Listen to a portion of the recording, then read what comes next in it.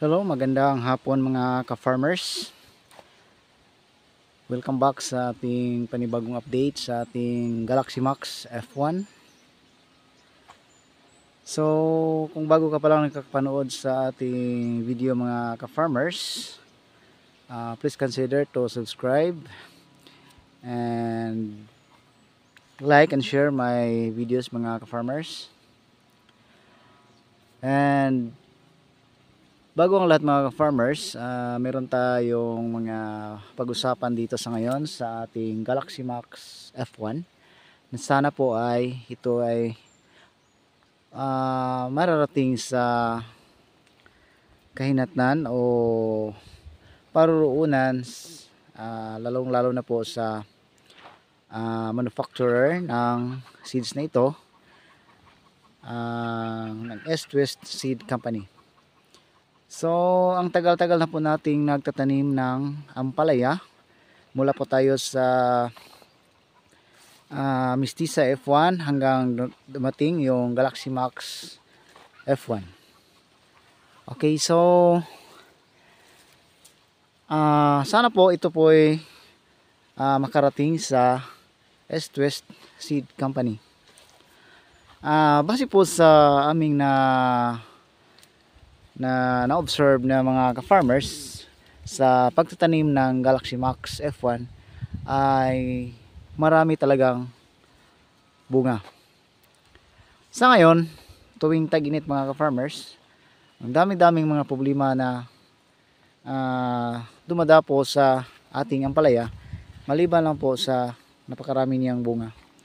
Unang-una mga ka-farmers, ito ay tinatawag bansot mga ka-farmers.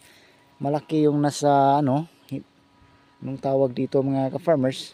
Tingnan nyo lang yung figure, iba talaga. So hindi lang isa, hindi lang dalawa, sa bawat puno mga ka-farmers marami talagang bunga na ganun. So shout out naman dyan sa East-West Seed Company.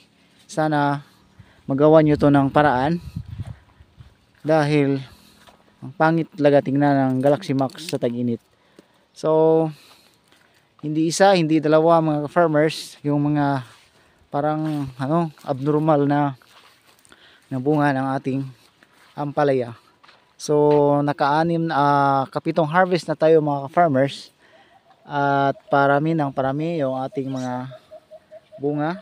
Tingnan nyo, marami talaga.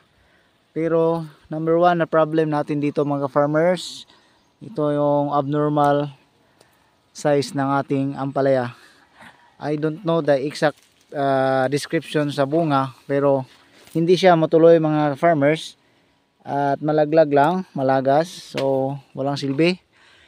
Yan, kita niyo naman, yellowish na. Hindi naman siya na ng fruit fly, abnormal size. So sana po ito po ay marating sa East-West Seed Company, na huwag nyo namang before kayo labas ng mga F1 na variety, ay sana po ay may check na yung maayos yung quality control ng inyong mga seeds East-West. Kasi kami po ay umaasa at tumatangkilik sa inyong mga seeds, mga East-West. Pero tingnan nyo ang resulta ng Galaxy Max. Halos dito sa area namin sa Cebu na nagtatanim ng Galaxy Max ay ganito din ang nangyari. So maliban sa maraming bunga, marami din naman na abnormal size. So sana po, ang ganda naman yung pagbubunga sa ating Galaxy Max sa ngayon. Mayroon naman tayong ipitas, ngunit kung talagang lahat ay matutuloy lang na mga bunga, napakaganda at napakasarap tingnan bilang isang farmer na yung ating tanim ay napakaraming bunga. Subalit mga ka-farmers, sa sinasabi ko na Galaxy Max, napakaraming bunga, pero marami ding lumalabas na abnormal size. So hindi ko alam kung ito ba ay seasonal, depende ba sa panahon. Pero sana naman East West Seed Company, East West Seed Philippines ay magkakaroon kayo ng ah, quality control ng inyong mga seeds bago nyo ilabas sa market, upang kami namang mga farmers ay hindi magsasuffer sa inyong mga seeds na inilabas, na siguro hindi ko alam kung bago nyo inilabas yung mga seeds na ito, yung F1 na seeds, ay talagang nakikita nyo ba na ganito yung mga bunga niya, or hindi nyo lang alam kasi siguro yung mga farmers nyo na ang pinag-experiment sa mga seeds na inilabas nyo, dahil siguro sa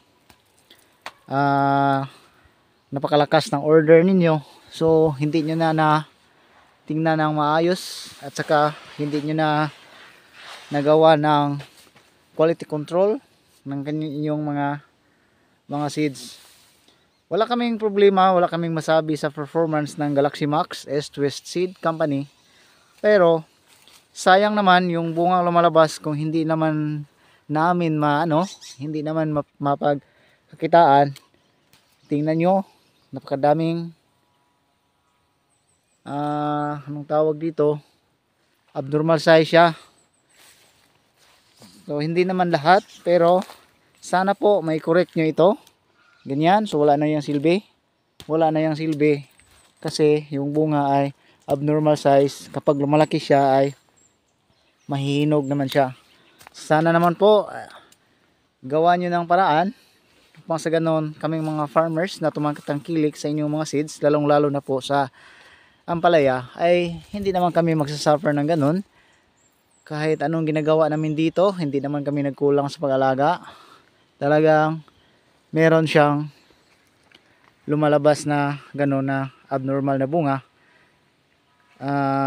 Katulad sa mistisa, maganda naman, pero nung kalaunan pangit na yung performance nila.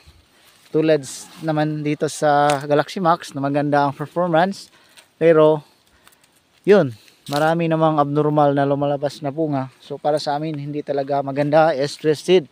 Sana naman po ay pag niyo, before kayo maglabas ng mga F1 na seeds, huwag naman kayong na parang kayo ay nag-experiment lang, or kami mga farmers ang experiment, o kumbaga kami po ang maka-obserba sa pangit na performance ng inyong mga seeds. So sana naman po bago nyo ilabas yung mga seeds ay talagang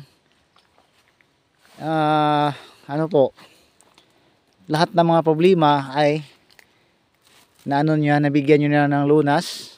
Kasi ang daming bunga ng Galaxy, pero ang dami din hindi na tuloy mga farmers dahil siya abnormal size at saka nahihinog. So hanggang dito na lang po. Sana po ito ay makarating sa kanyang patutunguhan na East West Seed Company.